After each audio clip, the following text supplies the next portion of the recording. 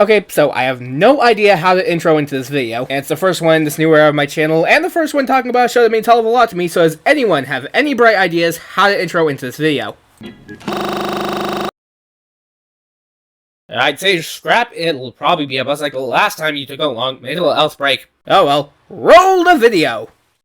Now, I'll be judging the songs just based on how they exist, meaning I'll be taking into account what's in the show, its full version, the scene it's in, how it builds the story and characters, and of course, how good the song is. I also feel like this would be a good time to mention that music is probably the most subjective art form there is. Two people can listen to the exact same song and come up with completely different opinions, and that's okay. And if you don't think that's okay, go fuck yourself. If you agree or disagree with anything I say in this video, let me know down in the comments. It starts a conversation and boosts my fame in the algorithm, so really what's to lose? And as it says in the title, this will only be Season 1. I'll be saving Season 2 for its own video once the season is concluded. You'll just have to wait to see what I think of Stolas' things, its top 3. You were all too cowardly to say it! I said it! Wake up in the morning Feeling like a bag of shit. Oh no! I feel a little bad putting this under what got the number 11 spot, but I'm sorry, this song just kinda gets on my nerves a little bit. Not how it's used in the show, no, it's only legible for a single sentence. It's just a little too on the nose for my liking. And not even just as a stereotypical FML my life, I'm a fucking depressed emo song. That would literally just be it serving its purpose. But its one verse is just kinda beating you over the head with Octavia's situation. I hate you, Dad. You'll never change. You only lie. It's all the same. Now, just to be clear, I am very much nitpicking, and this is probably the most negative I'll be throughout this entire video, which really speaks to the quality of Helluva Boss's songs. Barrett Wilbert Reed kills it with the vocals, and the instrumentals are really cool, if nothing special. But that's pretty much all I have to say about this song. Overall, probably would have been number 11 if we got a full version by Barrett, as the 5 seconds of her vocals we got are probably the best part of the entire song. I'm gonna take my horse to the old town road. I'm gonna ride. Yep. I 100% just listened to a song. This is one of the songs of all time. I couldn't hear the song at all in the actual episode, so I went in with no expectations, which is probably a good thing because I couldn't have handled them being utterly slaughtered. I am stalling. I think Keith Carson put it best when they said, today on songs that should not slap as hard, but does. The guitars and vocals are really good, this part of the song being weirdly funny to me, and the lyrics having some weirdly very clever analogies. Also imagine if this actually has some foreshadowing as to what Blitzos and Verostika's relationship was like. You'd have to be both a genius and an idiot to think of something like that. Overall, a very good song that I am never listening to again. Good morning, it's great to stay. Finally, a non-background noise song that's actually sung by the characters. I'll be honest, I really don't have that much to say on the song itself. It does its job, scene looks nice, maybe it's cute, and the children singing actually doesn't get that annoying, and it's surprisingly really good. What I will talk about, however, is that this was the first piece of Helluva Boss content anyone saw after the pilot. I remember when originally going in to watch it, it was a shock to the system. That fact alone was originally what put it above Sweet Victory, but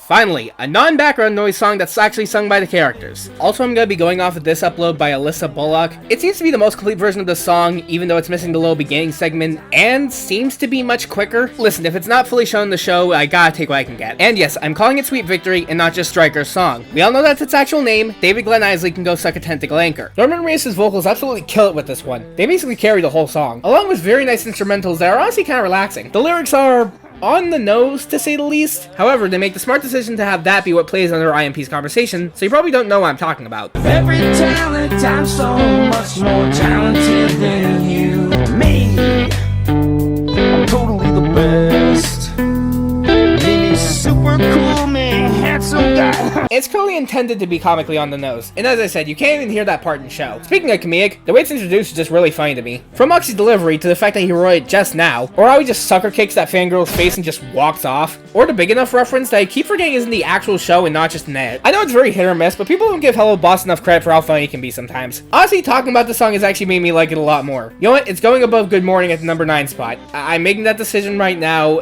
recording this. I'm not going to change that beginning segment. You're just gonna have to be confused until you get here. But it's going in number 9. Dex mode activated!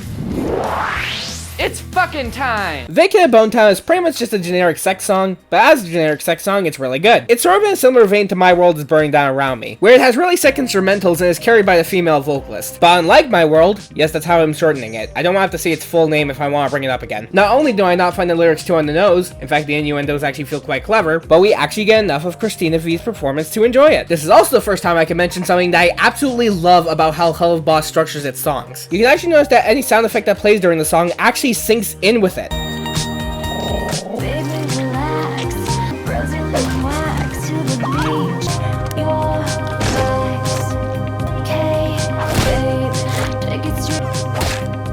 are more obvious than others, and it's a little hard to tell in general when it's spliced up like this, but if you pay attention while watching the scene or any other Helluva song, you'll notice it. It's such a small detail, but it's one I freaking love. And it's one I don't think I've seen absolutely anywhere else. And if you do know one, please let me know. I'd love to see more musicals that do this. Adding Aiden here, I managed to actually find 2 examples of that. Friends on the Other Side reprise from Princess and the Frog, and the music video for Move by Saint Motel. This and Sweet Victory are kind of interchangeable, but I think I like the melody of Bone Town a bit more. That and the sinking play I made earlier puts this one over the edge. Overall, pretty good song, really like it. And also would have been number 7 if we got a full version by Christina. Like seriously, Pibsy, what are you waiting for?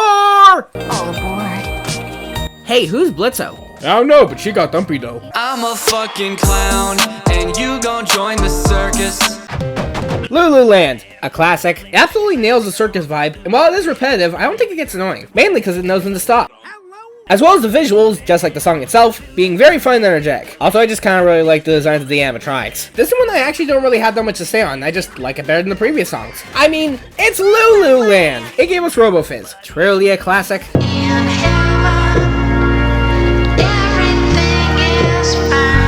Why are these cherubs so good at singing? And I love how fucking brutal these deaths are, even by Helluva Boss standards, especially compared to how bright and saturated the environments are. It's also the very first time we see anything heaven related in this universe. In short terms, I really think it's design, but I can save that for another video. Back to the song itself, while the melody seems just like a cheerier version of the IMP jingle, cause it is, it feels more well structured and like an actual melody, whereas the IMP jingle feels a bit more simple and scrapped together, kinda like the businesses that they're advertising. Now, whether this was intentional or just a sheer coincidence because they were still finding their footing in the pilot, most likely the latter, but my heart likes to believe it's the former. Alright! Overall, I'm just kinda shocked how good this is. However, it can't beat the original. From the news, let's get cutting me loose. Woo! IMP jingle, baby! That's what we've been waiting for, that's what it's all about! Woo! Being honest, I was kinda tempted to put this under Cherub, but come on. You can't beat the OG. And grenade or cyanide will make it look like suicide. The immediate murder professionals. I said before that the song itself is a bit rough, but I honestly think it gives it character, because as a jingle for IMP, it's kinda perfect. The melody is insanely catchy and gets stuck in your head, and it does a perfect job of showing you what their business is about. And I just love all the ways they show them killing people, especially that slideshow. You can also notice that it looks like some of the people that they're killing are actually from hell. Now, you can take this as either an inconsistency, them showing off that they'll pick off people already in hell, or that this was filmed back when they had such little business, they had to kill off a few demons just to have enough footage for the commercial. The choice is yours, my friend. For being the very first song in the entire series, it's held up like fine wine. That's it, I take back what I said. The IMP jingle absolutely sweeps Cherub. For this segment, I'll be considering both Moxie's Trip and Blitz's Trip as one song. I even ran a poll and people agreed with me. And if anything, that was doing the song a bit of a favor. Cause starting off with Moxie's Trip, I'm gonna be fully honest, this is kind of the weakest part of the episode to me. Did he just say, aye, he did? Not bad, just not as good as everything else in this episode, especially when that episode is the best of the entire show. Starting off with the best and most obvious part of the song, the visuals are killer. It does a great job of paying homage to classic Disney, while still sticking to Helluva Boss's style. Same thing with the instrumentals. They're a bit simple, but do their job really good. Also the "you've been a jackass, it's true" makes me laugh. However, my main and biggest complaint comes down to Richard Horvitz's vocals. Now, Richard usually kills it with the vocals, especially with the very off-kilter voice that Moxie has. However, I really don't think it works with the opera style of singing. Luckily for the first 2/3 of it, he isn't really singing opera, and the few times he does, he's actually not half bad. But then we get to the ending segment and it's just... Be better at speaking my mind.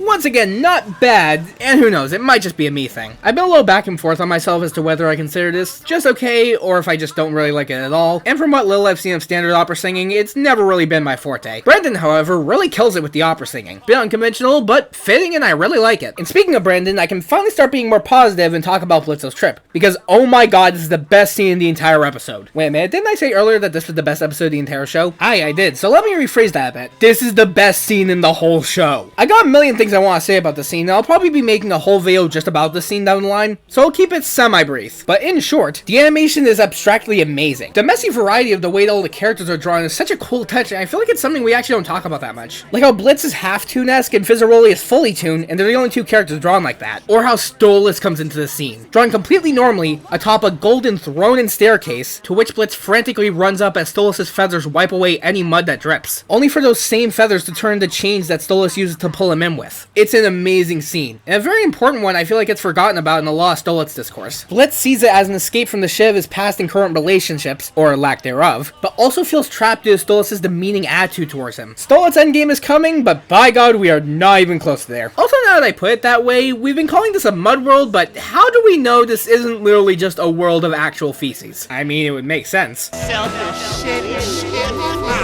Oh, and don't even get me started on the score. It gives me chills every time I listen to it. And then there's that final scene where literally everything just comes together. As the golden feathers wrap him up and immobilize him, still surrounded by the same multicolored tornado of shit. What a scene. Wow, that was a lot. As for just everything as a whole, really all I have to say is just that I wish that the two trips blended together a bit more. Though that's very much just a nitpick, and I'm not even 100% sure how they would do that. Overall, Mox's trip is pretty good, whereas Blitzo's trip is a masterpiece. And considering the fact that Blitzo's trip isn't exactly a song, everything just kinda concedes into putting it at number 4. If you're wondering, if you went by just Moxie's song, it would probably go right underneath the two jingles. Congratulations, Blitz, you finally got some good out of your trauma. I must be good for something, yeah. As for Moxie's song, even though I still consider it the weakest part of the episode, if this is the weakest part of your episode, I think that's a telltale sign that you made a pretty goddamn great episode. You're smoking guns. You think I'm sick of it?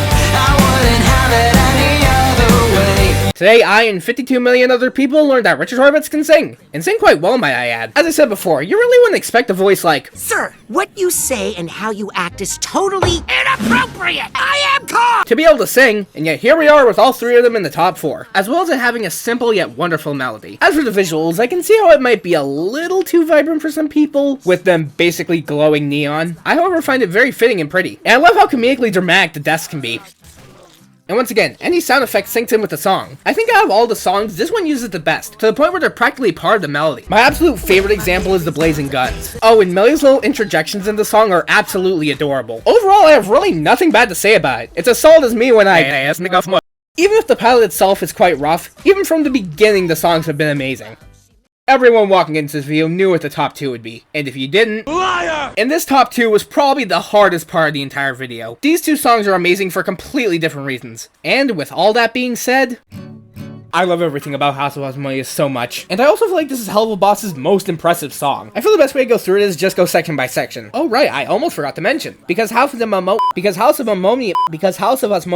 just for a chicken, I'm shortening it to Ozzy's. Because Ozzy's is actually 3 songs in one that somehow managed to blend together perfectly. Starting with Moxie's song, it's really good. The first part is a little weak and cheesy, but that's kind of thing considering its place in the song. And I almost feel like that makes how good the ending bit is even stronger. All complemented with some great acoustic guitar. I still think Oh Millie is Richard's best outing though, but this is a very close second. But then we get to the moment you've all been waiting for, Fizz and Ozzy's segment. And hot take I know, it's amazing. I could say that Fizzaroli doesn't get enough singing time. I already have Lululand, and his little introductions give me plenty of serotonin already. But I could say that. And then there's the demon host, Asmodeus, the embodiment of lust. And he doesn't just steal the show, he robs it at gunpoint. His voice is just, well, music to the ears. All thanks to James Monroe Iglehart's phenomenal performance. And can I just talk about Fizz and Ozzy for a second? I love these 2 to literal hell and back. I have no idea what it is about Anthro-X non-Anthro gay ships that make up for my serotonin deficiency, but I just eat it up. Even if season 2 has been a bit rough so far, I am waiting here ecstatic to see them again. And I know more Fizz and Ozzy is coming, because I've seen the season 2 trailer. So I demand you come back here and give me my Fizz or Ozzy right now! And until then, I am not leaving this spot! And the instrumentals are just absolutely wonderful. I really feel like the best way to describe the song is, it just gets me pumped. As for the lyrics, I think the best way to describe them are lewd yet smooth. It's a little hard to tell how much of the greatness is the lyrics themselves and how much of it is just James's performance, as I kind of feel like you can have him sing any lyric and it would sound amazing. And I feel like I need to touch on the elephant in the room, or in this case, the Goetia. Now before the circus, it seemed like it was just a story about a royal being publicly called out for his lust-fueled infidelity, and on the surface it can definitely feel like it's invalidating this whole scene. However, when purely looking at it for what it is rather than what it isn't, it very clearly turns into a story about how when something is exposed, the public's perception of the events from the outside doesn't always show an accurate picture. Not too dissimilar to how it is watching the show itself. Now, I'm not gonna pretend the whole thing isn't kinda messy, but I truly don't believe anything was retconned. The story just went a different direction than what we were expecting. Anyway, back to the song itself, Vrozga's segment is probably the weakest part of the entire song, so in other words, it's great. It's really just more of what we have so far, but if Vrozga sang it, really good, nothing much more I have to say. As for some overall points, the animation is is just a treat to watch. There's so many just little and big things that make me smile every time I watch it, most of which having to do with Fizz and Ozzy. I talk about it all, but that'd just be going frame by frame, and this video is already approaching the 20-minute mark. And this is also another example of sound effects syncing with the song. If O'Malley is the best at incorporating it into the song, this is the best at not incorporating it into the song. Here, it's just a little thing that makes sure nothing distracts you from the song. Once again, a very small touch, but one I feel goes a long way. Also, Fizz and Ozzy did nothing wrong. An owner of a strip club may take up juggling in his spare time, but if you come up on stage and start juggling, I don't think he and the patrons would like that too much. Overall, I fucking love House of Asmodeus. The visuals, the vocals, the music, the story, the everything. Give me a random clip of this song and I can point out something I love. If someone were to ask me why I loved Helluva Boss, through all its many problems, stuff like this is why I adore the show. I think this one might be my actual absolute favorite. And if I'm being honest, these two spots are a little interchangeable. However, I feel like there was just one song that truly deserved the #1 spot. It always seems more quiet in the dark. God damn, where do I even begin? Should I start by telling you what your eyes already know? Or start by telling you what your ears already know? Oh, it's that? Do both in 2 words? Okay! Absolutely amazing. This is probably one of, actually probably just the most beautiful sequence in the entire show. The colors, the cinematography, the, well, animation, the, well, everything. I genuinely don't know what there is to say. As I said earlier, use your eyes. I can talk about the vocals because for some reason this needs to be said, but Bryce Pinkham is a really good singer. No! Oh, yeah. For those uninitiated, apparently after Stolas' Sings dropped, there are some people saying that Bryce can't sing. Yes, this same Bryce Pinkman. And when creation goes to die, you can find me in the sky. As I said at the beginning of this video, I'm all for respecting other people's opinions. If y'all like Bryce's voice or these songs, that's completely fine. But to say he can't sing is just... It's just bullshit! Thanks. Bryce's vocals absolutely carry the song. They are wonderful, all complemented by the instrumentals. You really wouldn't expect guitars to work in a song like this, but here they are nothing but majestic. And when I say that, I want you to understand something. If I ever call guitars majestic, it's usually just an exaggerated way of calling it amazing or really great. But here, majestic is the only way to describe it. Man, multi-million-dollar blockbusters are out here struggling to make even a fraction of something like this. And here this is being put out by an indie team, free on YouTube. You really just don't get something like this every day. Even if I might like House of Ozzy's a bit more, I just can't deny that You Will Be Okay is Helluva Boss's best song. So far. At least I hope so. Come on, Spindle, if Ozzy is anything to go by, I have total confidence that you have the ability to one-up okay at least once. Put it all on You Will Be Okay. Oh, that actually went quite well. Now, let's let this end the video and upload it. And you don't know how to properly end it either. Well, you know what they say, best to end off where you began, and that's why we're back here, to end it. I was, but I've had a pretty common reflective day today, so I decided against it. When you want somebody gone and you don't want to wait too long, call the immediate murder professionals. Hand grenade or cyanide will make it look like suicide. The immediate